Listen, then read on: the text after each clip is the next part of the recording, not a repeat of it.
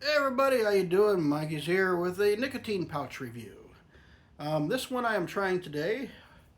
I got lucky and I found it. I was out of town, stopped by a truck stop, and I noticed they had these in there. It's the only place I've been able to find them in my area. Main reason I wanted to try these is because these are distributed by the same people who distribute the Alp nicotine pouch. I've been interested to try the Alp ones, but you have to go on. They're only available online, and you got to buy them by the roll. And I'm not willing to spend 25 bucks on a roll of them just to discover if I like them or not. So yeah, until they're available in singles or I can acquire one through a store or something, that'll have to wait. In the meantime, we have FRE mint 9 milligrams. You're looking at 20 white pouches, and warning: this product contains nicotine. Nicotine is an addictive chemical. It is. It is. Oh no. Anyway, pretty simple packaging. Mint, 9 milligram, FRE, high impact nicotine pouches, their good barcode, and their website. On the back has all kinds of interesting information. If I turn it right side up for you, there we go. This contains, they actually have the ingredients here: microcrystalline cellulose, which is like a paper powder, xylitol, artificial sweetener, water, propylene glycol, flavorings, nicotine, tannuric acid, sodium carbonate, flavorant, sodium bicarbonate, sodium chloride, sucralose, hydropropyl cellulose, and gum arabic. And gum arabic is a binder, kind of the glue that holds it all together. So paper powder, artificial sweeteners, flavorings, and some pH adjusters. Pretty simple. Distributed by National Tobacco Company, same people who distribute Stokers and all that fun stuff, as well as the Alp nicotine pouches. And these are made in India, which is the same place the Alp ones are made. And it's also the same place where the 2-1 nicotine pouches are made. And they are all very similar in construction and design. Now, if these are like the others, they'll be a nice moist nicotine pouch. I like the moist pouches. Pop the can open. Woo! Yeah, strong mint. Very strong. There's your money shot. All those nice plump pouches, 12, 20 of them. Now this does not have a catch lid. One of the few nicotine pouches I've encountered that does not have a catch lid of some kind. Interesting. Yeah, these things are very moist. These are the moistest ones I've encountered. They're tacky to the touch. They're so moist. Just nice, plump little, almost pure white, slightly off-white pouches. Loosen all the material up in there, and we're off to the races. Strong mint. Ooh, really strong mint. Altoid strong mint. Yeah. Wow.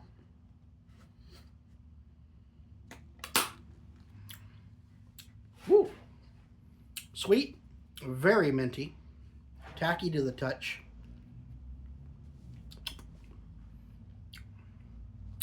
I like these. The wintergreens were really good. These, yeah, they're really good as well. I'm gravitating more towards the moisture pouches. They have a better mouthfeel to me than the dry pouches do. And it seems like the nicotine release on the moist ones is a little bit slower than the dry pouches. The dry pouches I've tried, the nicotine hits like woo, and then it kind of tapers off after a little bit. These guys, you hit that nicotine and it kind of wavers and holds steady for a little while before it starts to taper off. So you get a slower, more sustained nicotine release out of these moist pouches from what that's just my personal experience with them. Your mileage might vary, but yeah, really good. Change position. Woo. It's got a nice contact sensation. Between the mint and the nicotine, you're definitely getting that contact sensation there. It almost burned the first time I put it in, mainly because just the nicotine and the mint was so strong.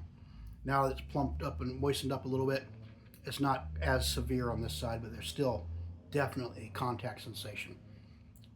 And the flavor, yeah.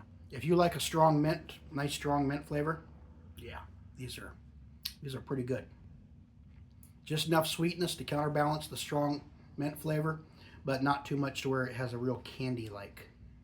It's kind of like an Altoid, mildly sweet but very strong on the mint. Yeah, that's what these are. That's what I'm getting right now. If you don't like a strong mint like that, not for you. 9 milligrams of nicotine, that's my upper limit of tolerance for me personally. Anything more than 9, it's a little too much for me. I'm happy with 6, 7, 8, 9 milligrams, getting up there. I feel a little bit more. You get above, the ones that are 10, 12, 13 milligrams. Yeah, they mess me up. But yeah, really good flavor. Really good flavor. Moving down to the lower deck now. See how it's still going. It's still getting some contact sensation. The contact sensations were wearing down. But yeah, nicotine has arrived. Yeah, nicotine's here. I can definitely feel the nicotine. These are good. I never thought I'd say that about a nicotine pouch. These taste good. Really good. Really strong, nice, minty flavor. Really nice minty flavor. Really nice. Shipwreck in Oregon that you can see. Up by Clatsop, about 4 miles south of the Columbia River. After a good storm and the sands wash away, the wreck of the Peter Arundel is visible. Ran aground in 1906. It was a steel construction bark sailing vessel. Yes, a sailing vessel made out of steel. Dropped off cargo down in Mexico, heading back up. They were carrying a few thousands of pounds of ballast to help balance the ship. 27 crew members on board. Well, 25 crew members on board plus 2 stowaways. Yeah. They were coming up at 3:30 in the morning. They caught the lighthouse. They tried to veer out to come back around into the river, Columbia River, to head upstream to Portland. And as they attempted to go this way, the winds were blowing so hard, it started blowing the ship sideways, and they eventually beached on the beach there and listed to the side a little bit. Rescue boats were dispatched from the nearest town, got all the crew off safely, no casualties. They did their little inquiry. They realized it was a weather-involved incident. The crew was not to blame for running aground. They made plans to salvage it, but by the time the weather conditions got good enough to where they could attempt it, the sands had built up so much against the ship that it was impossible for them to get it out. So in 1917, they sold the salvage rights to it, and it got picked pretty clean, but the wreck still remained. And to this day, you can still see some of the masts and the skeleton, the ribs of the ship, are still visible. And it's actually become quite the tourist attraction up there.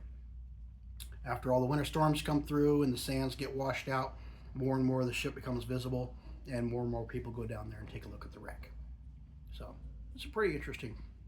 If you're ever up that way near Astoria, mouth of the Columbia River there in Oregon, just a few miles south of the mouth of the Columbia River, on the Clatsop Spit is where you'll find it. Pretty easy to get to. Like I said, it's become quite the tourist attraction these days, and people like it. Another little tidbit of Oregon shipwreck history. It's the most visited wreck, the most accessible one in the graveyard of the Pacific. So, yeah. Mint flavor on this, starting to tame down. Still pretty good. I like the way these pouches stay plump in your mouth. A lot of the dry ones, about this point, all of the stuff's been leached out of them and they're very flat. This one, because it's got that filler in there, still has a mouthfeel to it, which is nice. Still getting nicotine. Like I said, the nicotine release on these seems to be a little more sustained than the smaller, flatter pouches. The ones that don't have quite as much filler in them, like Zins, the Grizzlies, stuff like that. But all in all, a very pleasant experience. So if you like a nice, strong mint nicotine pouch, give these a try if you can find them. Not many places in my area carry them. I don't know why. They're really good. And they're definitely moist. Definitely. These things, they're tacky to the touch when you touch them. I mean, they almost want to lift up. Actually, that one did. That's how tacky they are to the touch. Put a little pressure on them, and they'll stick to your finger. Very nice pouches. I like the moist pouches, if you haven't noticed. Mainly because I enjoy the mouthfeel from them. It's very snooze-like in the feel on the lip. Anyway, if you enjoy the content, be sure to like and subscribe. I appreciate it. I do have a Patreon page going on as a fallback measure for if and when YouTube decides to shut down all nicotine channels. I also have channel memberships available here for as long as YouTube will have me. $2 a month gets you access to everything way ahead of the public being released to the general YouTube public. Right now I have close to 40 videos strung out. So at the time I'm recording this to the time it's released to the general public, about 8 weeks will have passed. So yeah, a little over 8 weeks now. I'm actually getting closer to 12 weeks ahead of schedule. Doing that because when my busy time of the year at work hits in, I'm probably be pretty tired when I get home, being run ragged every day. And some days I'm just not going to feel like doing a review, so I've been cranking them out. And it takes the pressure off from having to, oh no, I don't have anything, I better go out and do a review, oh no. This time, if I can't get around to it for 2, 3, 4 days, that's cool. I got plenty of them lined up. FRE, 9 milligram mint, 20 pouches per can. Very simple, simply put together can. They have the ingredients on the back.